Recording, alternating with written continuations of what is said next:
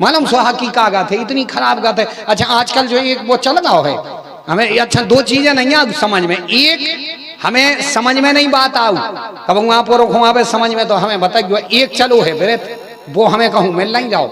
हम विष्णु पुराण, राम कथा, भागवत कथा, गणेश पुराण, ये कथाएं सब करत, मनो ऊ व्रत नहीं हमें मिल रहा जो लिखो कहाँ है। को मिले तो हमें बता दियो, वो मिल नहीं जाओ। कौन सो एक वो व्रत नहीं चालू है जो वो छुई पूजन है, वो क्या लगा था छुई को पूजा थे बैठ के ना से ना लोटे लगता है जात। उनको नाव का धरे सोहाग ले, नाव का है सोहाग ले, सोहाग ले वो को नाव है। अच्छा सुनो, अपन चली गई सोहागलों में, और सोहाग बेचारो लोट उहार खेत से उगा के घरे देख रहा हो, घरे बैठो रोटी नहीं है मटेली में, ऊ बेचारो टन्नानो सो फिर रहा नाव है सोहाग ले, ऊ मटेली उल्टी करत फिर रहा कही अरे बाई कहाँ गई, कही तो सोहागलों में कड़ गई। हम ना ही नहीं करेंगे सोहागले करेंगे, जाएंगे खूब। मन ये तो निवेदन यह है कि 4 रोटियों सोहाग को बना गई, धर गई कि तुम ये 4 रोटी खा लियो, हम जा रहे माए डठुआ की पान लगाड़वे धर दई न सोहाग फिरा थे भूखो टन्ना नो सो जितना सोहाग ले हुए जो उनके घरे देखो सोहागला वायरे वायरे से फिरा थे ऊ फिर रहा भूखो मटेली लाए 2 रोटी नहीं है इन्हें धरी गेल सो जे जात। अच्छो मन मन को खाओ, अच्छो मन मन को खाओ, ना से ना लो दाए टीका महावती खाई टिके, अब मैं डठुआ के रगड़ो पान जी आओ तो घरे कही अच्छी रही सोहाग ले। अच्छा एक बात और, अच्छा सोहाग खोका मिला, सोहाग खोका मिला डिंडू में, सोहाग खोका छू नहीं भाई गिज बिजी सी बर्फी इतने से चना उदोना में धरी दे, दिन भर दबा रही ऐसी मुट्ठी में, सुबह गिज बेज आ गई डिंडू ले आके शाम को धर दई फ्रिज पे, सोहाग से कह दई खाने आओ थे पूजा किया है, में चिटियां चढ़ी फिर रही, वो बेचारो चिटियां जरा रहो चना पूजा किया तुम्हें को खाए जा, उके दांत हल रहा है वो दड़ावे खांगो कलयुग में बहुत खराब गाते बाहर कचू नहीं वो तो खबर सी आ गई। हाँ जो व्रत कहूँ मिल नहीं रहा, हम ना ही नहीं करत के व्रत नहीं करो, खूब करो खूब करो, इतनो करो मना बिल्कुल नहीं है। हमारे धर्म में जितने व्रत हैं खूब करो, बस निवेदन है तो कि 4 रोटियों सोहाग को बना के धर दें कि तुम ये 4 रोटी खा लियो और हम चले सोहाग ले कर तो खूब मन की करो। न सोहाग बेचारो भूखो फिर रहो, अपन मैदा ठुका के दाए फिर रहे, का मतलब कहने का भाव न जो व्रत हमें नहीं मिला। अच्छा एक समझ में बात नहीं आ रही, तुमने घुमाए तो बताइयो समझ में का नहीं आई हमें आज लोग। अच्छा जब बिटियां अपनी कॉलेज में पढ़ा थे, जब देखियो उनको इतना मुंह बांधा थे कि 2 आंखें भर निकली रेत, पूरा बांध के जात मुड़ी सो बिल्कुल पक बिल्कुल बांध के।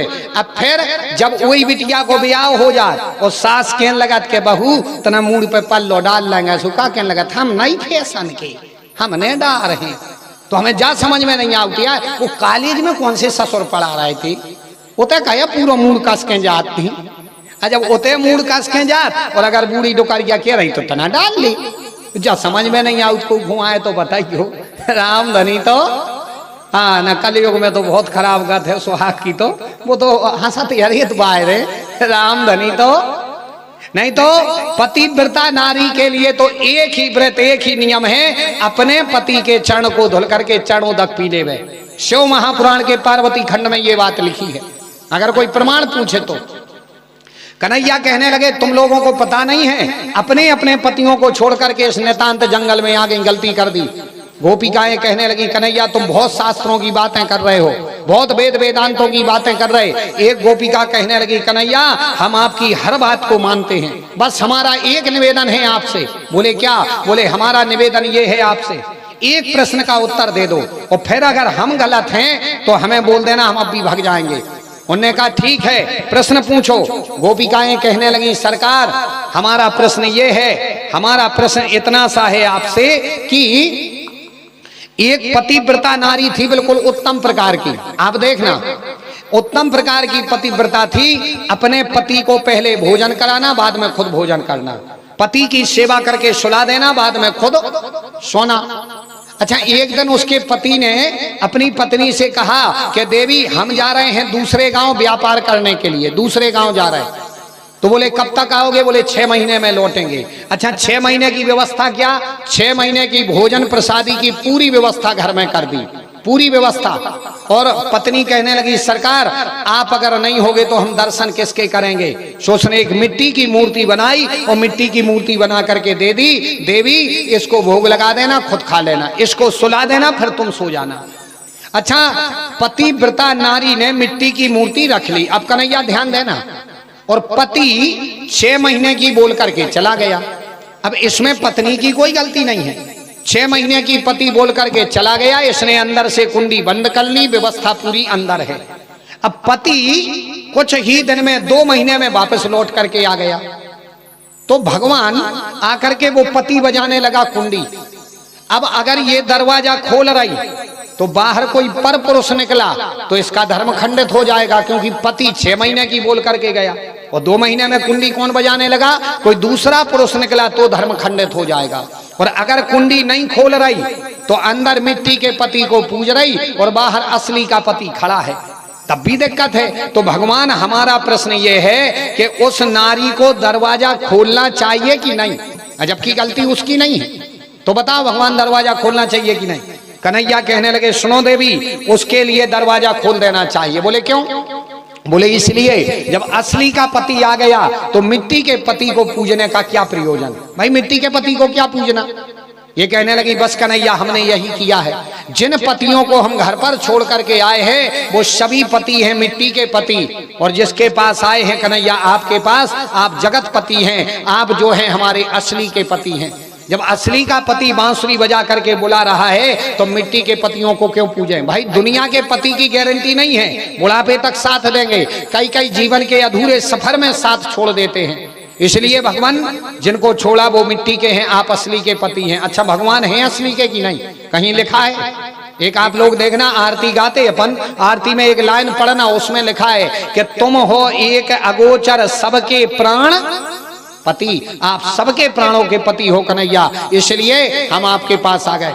कन्हैया कहने लगे ठीक है इन गोपियों से कौन जीते? रास प्रारंभ हुआ, 2 गोपी बिच बिच श्याम, 2 गोपिकाओं के बीच में एक कन्हैया प्रकट हुए। इतने में गोपिकाओं को घमंड हो गया, अभिमान हो गया, तो कन्हैया वहां से नदारत हो गए। गोपियां रोते रोते ढूंढते ढूंढते गईं, खूब रोई, गोपी गीत का पाठ किया।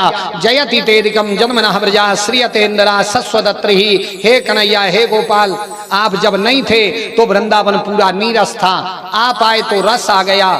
जैसे मंदिर कितना ही सुंदर हो उसमें अगर देवता ना बैठे हो तो मंदिर किसी काम का नहीं है। नदी कितनी ही सुंदर हो लेकिन उसमें नीर ना हो तो वो नदी किसी काम का नहीं है। देह कितनी ही सुंदर हो लेकिन उसमें प्राण ना हो तो वो देह किसी काम का नहीं है।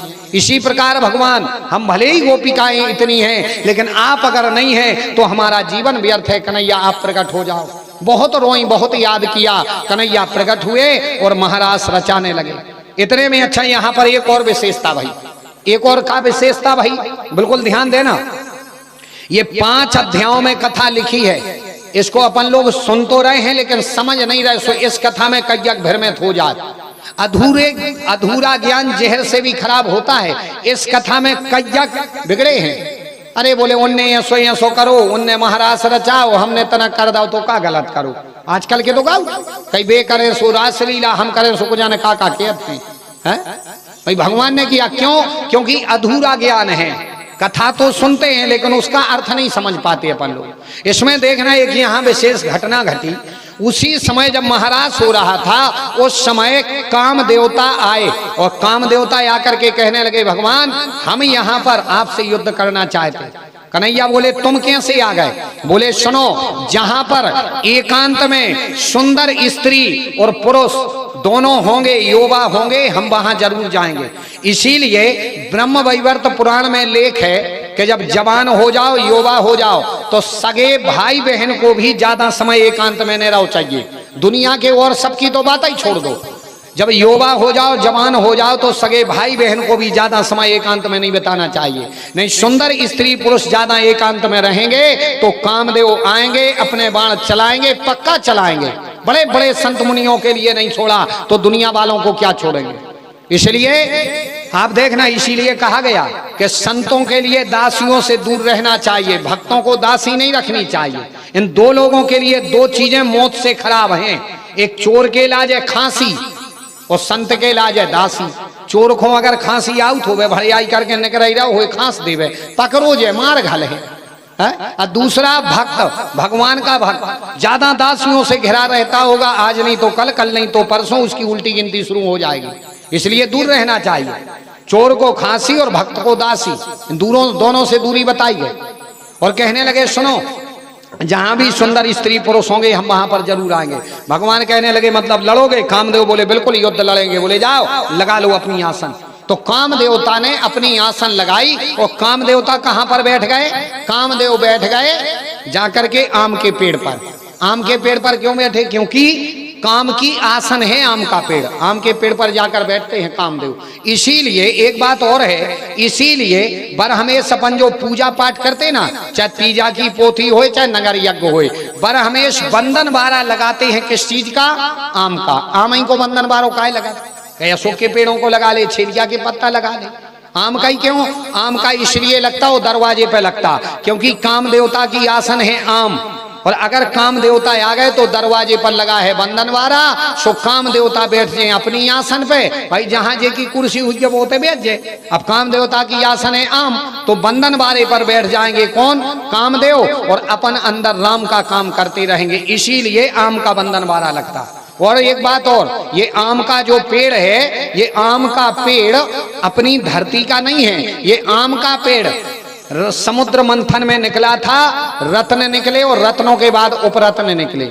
इसीलिए जैसे अपन आम खाते हैं ऐसी दुनिया में और कछु नहीं खा पाओ। खात का जैसे रसगुल्ला है अपन खाओ चबाओ, और चबावे के बाद में फिर बाहर उगल दे, और फिर कौन के खा ले खा सकत?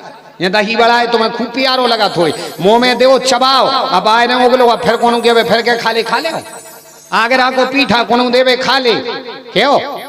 अब उगल के खा सकत? नहीं खा सकत। कटंगी को रसगुल्ला खूब चबा के खाओ, कौन के उगलो फिर खाओ, खा सकत? नहीं खाए हो। अच्छा आम खात के नहीं खाते, एक बेरे मुंह में दो फिर निकारो और फिर खा ले, उमें गंदो लगा? नहीं लगा। फिर के मुंह में दो फिर निकारो फिर खा ले, ऐसा और कुछ नहीं खा सकते। अच्छा एक बार पता जा कथा हमने सुनाई ललितपुर में तुमन प्रांगण में हती, उते सुनाई एक शाम को लड़का आ गो, एक से एक तो मिला थे। क्या लगो कही गुरुजी एक चीज और है, ऐसा ही खात है, बस वही समुद्र मंथन में निकली। हमने कहा क्या लगो कुल्फी ऐसा ही खात? हमने ये रे कुल्फी को तो नहीं पता, मनो बताएं कुल्फी तो ऐसी बाल बच्चे लो आदि फेंक दे मीठा बड़ा जात सो, लेकिन आम अच्छा सुगा कटेल हेंगा आम होवे मिल जावे तो कुछ न बचे, अकेली गोई बचे होगे छुना लो खिंच जाए तो मन करान लगा एक बेर और खींच दी, करत क्या नहीं करत? अकुल भी तो आदि माँ फेंक दे। भाई आम समुद्र मंथन के उपरत्नों में निकला है, इसीलिए आम का बंधन वारा लगता है, वो है काम की आसन।